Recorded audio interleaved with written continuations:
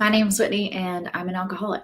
I'm also the host of this podcast, Dry Conversations, and it's a different episode today. I'm sharing my story, or at least part of it. And to get started, I just want to say I'm not here to be perfect. I'm here to be real. If this is a messy episode, that's great. If you're offended by talking about religion, please skip this episode because it's going to be a pretty prominent part of it. And also, if you're not in it for some of the war stories, I guess, of alcoholism, or if that's triggering to you, please skip this episode. So let's talk about what happened.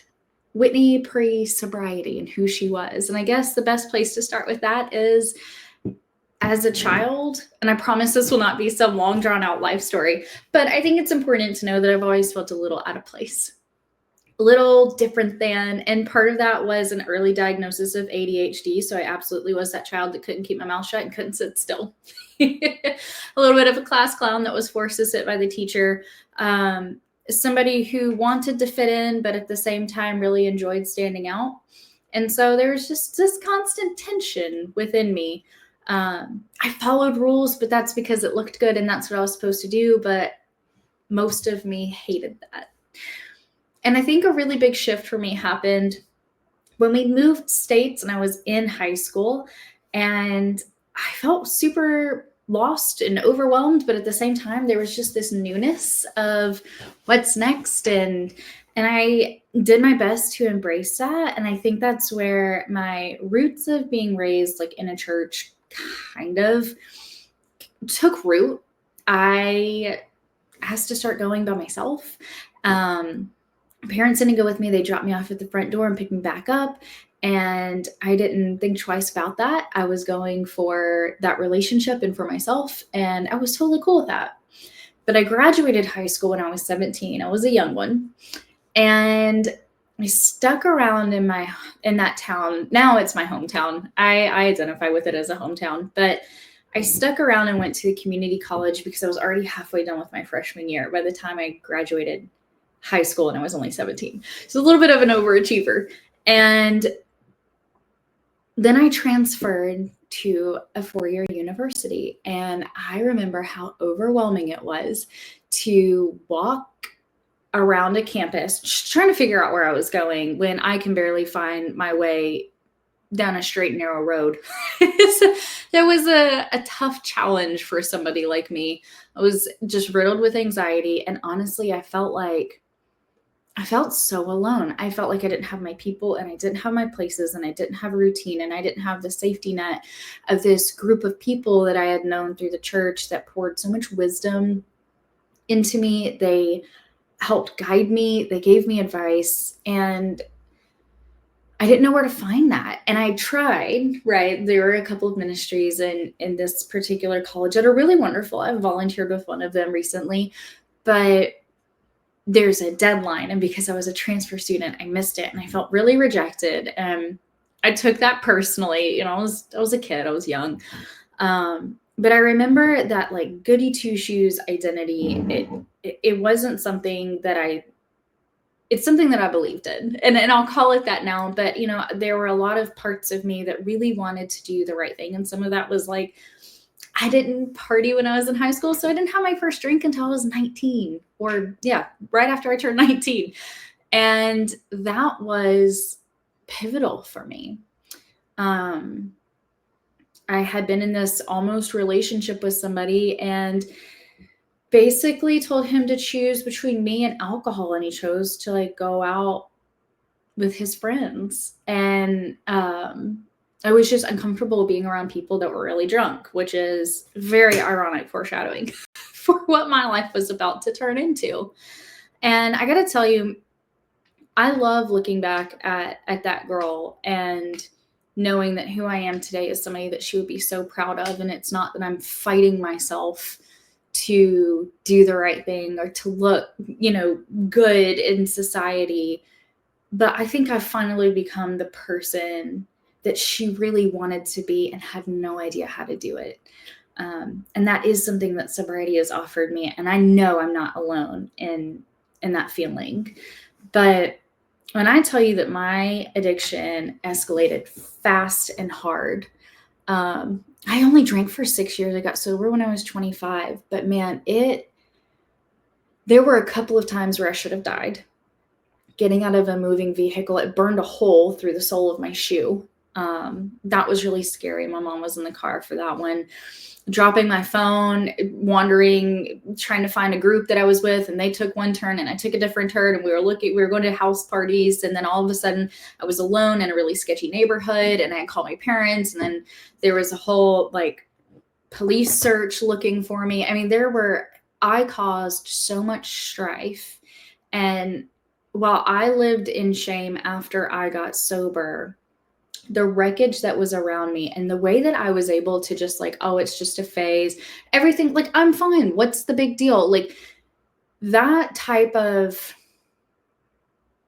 ignoring other people's feelings and being so blind to reality and having absolutely no concept of the way that I was hurting the people around me. Like, it is such a sickness, because that doesn't make any sense.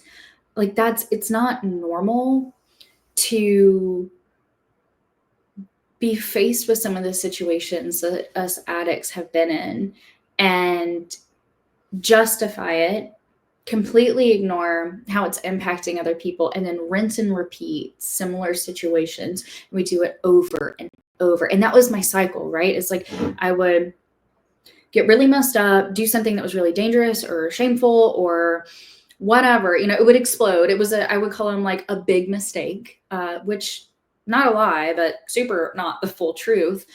And then I would lay low for a little bit and let it blow over. And depending on the size of the mistake, it may be like a week, it may be like 2 months. And then I would think, okay, I've got it. Everything's good. Like, unfortunately for my family, like, trust was being rebuilt, or, it was starting, okay, that was what it was, and we're not looking at that again. And then I would just do it all over again. And I did that for years. And by the end of it, I will say I had no idea who I was, what my identity was, what I was worth as a person. I mean, I felt like I was pretty worthless as a person, because if you zoom out and you look at those patterns and behaviors, that is not worth very much. I now know that I am worth much. And if you're struggling with addiction, you are worth much. But you are also causing much pain, much confusion, much heartache. There's a lot of much. Please ignore my little mini perfume fidget that I have right now. And I guess that leads me to, what are the lies that I told myself? And I think that that's where those really started. There were many times where, and this isn't the only time that this happened in my life, but if I'm going to be a screw up, I'm just going to be a screw up. And like, I'm doomed, and this is what it is. This is who I'm going to be. Like, sometimes in drunken states, and I have these journals from when I was drunk, and just like crying out to God, asking him to change me and to save me, because this just can't be it. Like, there's no way that this is why I'm here on earth. But then that led me to the conclusion of, well, if it's not, then why do I still need to be here on earth? What good am I doing? Like, everything that I touch breaks, and I'm not capable of changing. And if being around people is hurting them, then they would be a lot better off if I wasn't here. And that is the beginning of a really, really dark mental period of my addiction, which was really the last, I don't know, year and a half. That 2017 year was, I don't remember much of it, but the parts that I remember are really horrendous, to be honest with you. And that's around the time that I knew something needed to happen with my family, and I'll let them tell their own stories if they ever feel comfortable doing it. But staying on my side of the street, I will tell you, I caused a lot of devastation and a lot of hurt.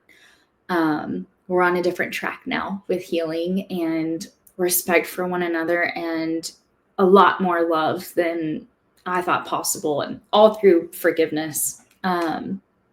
some therapy, a lot of Jesus. It happens. It can happen. It doesn't happen for everybody. And that's a different story for a different day, but I'll tell you, I'm really thankful it's happening in my story. But I tried to set these boundaries because I knew something was wrong. I knew that I didn't want to be constantly shamed. And I don't think that people were trying to shame me. I think that they were scared for me and they were scared for my life. And I remember sitting at my parents' table one day in their dining room and my mom looking across. It was my mom and my dad. And then I was sitting across from my mom and she looked me in the eyes and she said, "I don't even recognize you. There's no life behind your eyes anymore." And she was right. And I cannot imagine as a parent how scary that must be to look at your kid and be like, they're just a shell of a human. And that's so heartbreaking.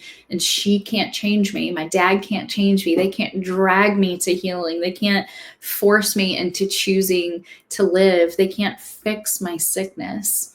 And so that's not to be a Debbie Downer, but that's the reality of addiction, right? Like any addiction that we face, it's so important to know that the people around you, and if you are a loved one of an alcoholic or an addict of any type, you can't save them. And for me, all I wanted was for somebody to rescue me. Now, later I will learn that that is, in certain programs, a God of my understanding. In my personal life, that is the God of the Bible. But the people around me either tapered off and walked away, which was fair, or they just kind of sunk back into the shadows because there's nothing else that they could do.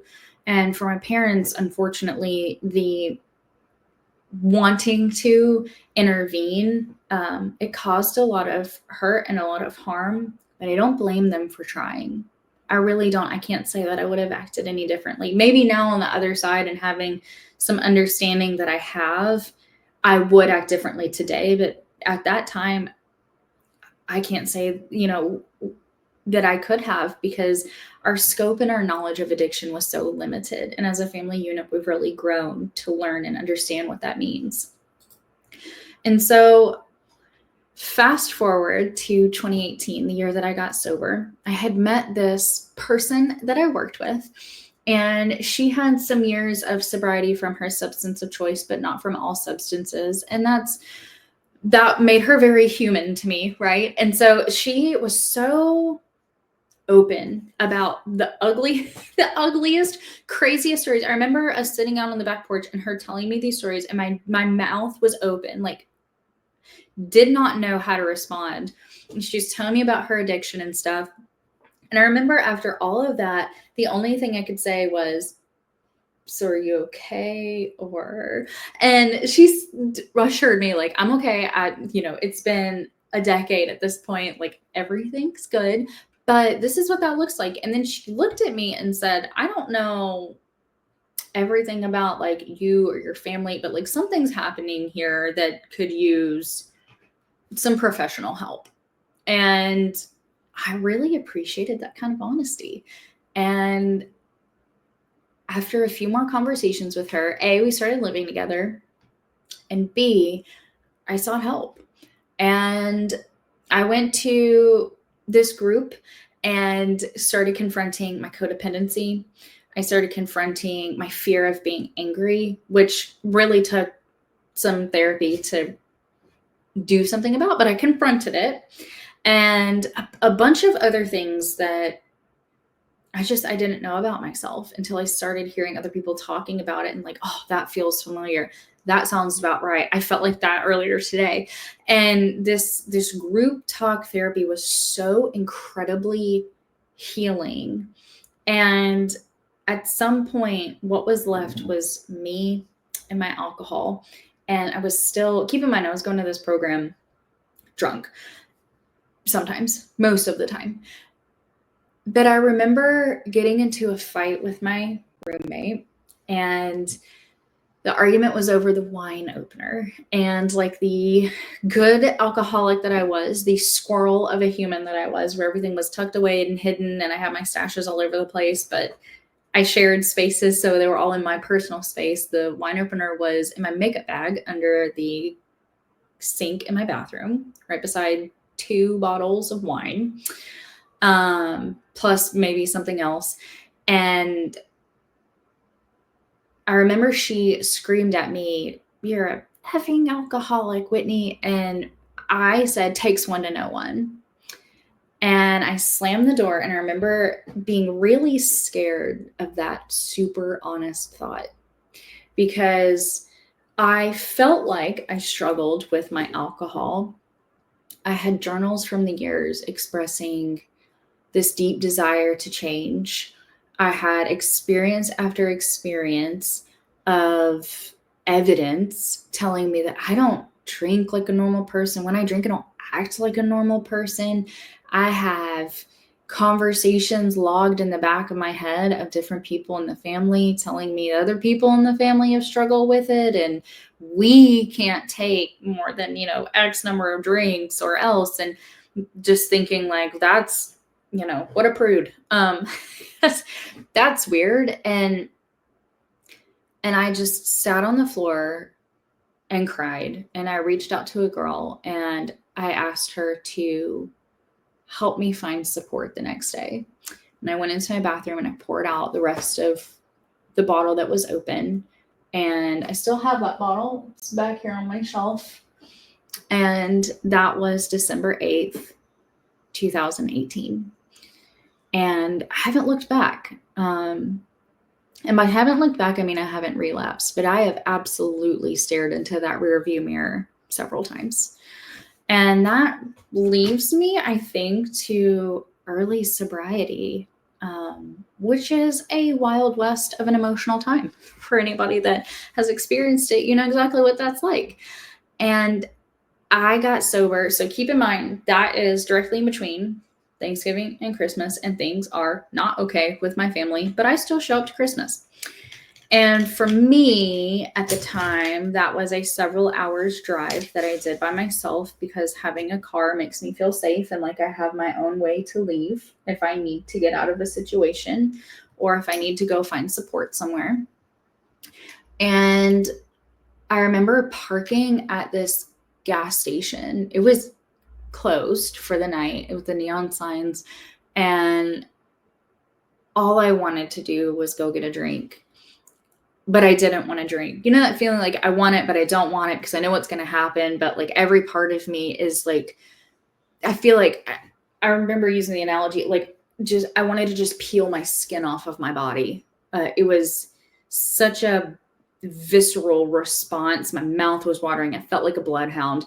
And I just sobbed in the parking lot of that gas station over the fact that I wasn't allowed to have alcohol because I'd made this commitment, but I had so many feelings and I didn't know what to do with them. I didn't know where to put them. I didn't know how to sort through them. And I just had to sit there and feel them until they passed. Now, I will say, having a support group, having the tools that I have now, I'm still very capable of those feelings, but I know what to do with them. And that's something that sobriety has given me, is all of these tools and all of these resources. And it's never too early to start, right? Like I did that like half measures, kind of trying, going because I know I need to, not really putting a lot of energy into it for my first year of sobriety. And I was miserable. I was absolutely miserable. Some things got better. I remember 10 months sober, I had been applying to other jobs. I finally got to the point where like I just didn't want to be in the same job that I was in with the people that I was around while I was drinking, and made a of myself in front of others. And I just really needed something new. And I worked in the field for a few months. That was really overwhelming. It was too stressful. I couldn't do it. I was not far enough along in my sobriety that was a safe move for me, but I didn't know that. Nobody told me that. And then I applied to some job in the city that I'm in now and didn't hear from them for weeks and thought, okay, I'm just getting ghosted like I did with all these other jobs. And I remember praying over the word fearless. So even though I wasn't working through my sobriety very well, I was really finding myself in my spiritual life. I was rediscovering mercy and forgiveness and intentionality. And every once in a while, that like I would just be hit with this word that I couldn't let go of. And so I would pray over it to try to understand what I could learn from it. And the word was fearless. Which, let me tell you, if you're going to pray over a word like that, you will be given opportunities and it will be wildly uncomfortable. But you'll learn. You'll learn what it is to be fearless, what it is to have fear and to hand it over. And I sat down and told my parents I was sober, that it had been 10 months and that I was sorry that I didn't tell them sooner, but I finally felt like I was going to be okay. And it's something that I had to do for myself. And keep in mind, I was a really codependent person. So it's not that I couldn't ask for help, but I needed to know that I could do this as an adult and make my own choices and find the help myself to make that happen. And there was still a lot of pain because there wasn't a lot of contact with my parents at that time. And also, like I said, a lot of restoration. Now, at the time, zero. So that was a confusing, painful, uncomfortable. I'm sure there was some relief, but a lot of questions and a lot of hurt over that part. So that was just a big conversation. And then the next business day, I got a phone call and I got the job that moved me away. And by away, I just mean like 2 hours down the road. So that was my first taste of being fearless. I went back to what was referred to as the city that broke me. And I saw it as my redemption round. And I'm still in this city and it's beautiful and amazing. And I love what it offers. I found my forever soulmate here. I have found my first home here. I have some incredible sobriety pets here that I get to raise. And my extended family, my husband's family, all of my in-laws are all here and it's amazing. But there was this shame walking into an old area that I felt like I felt like everywhere I go, people were going to know me and they were going to remember the old me. And there were a couple of run-ins, but this is where, then all of a sudden COVID hit, if we're tracking the timeline. So it was hard for me to dig into a recovery community, but it allowed me to unplug and start focusing in on that relationship with God. And when I tell you, that's when my life started changing. When I wanted to be sober, not to change the things around me, but to change me. That's when life started having color again. I could breathe fresh air. I started learning what it was. Self-esteem comes from doing esteemable things. What are those esteemable things? And then I would lean into it. I had a chance to practice these things. And there was this immense amount of freedom, knowing that I was still technically in early recovery. I was still a newcomer, so to speak.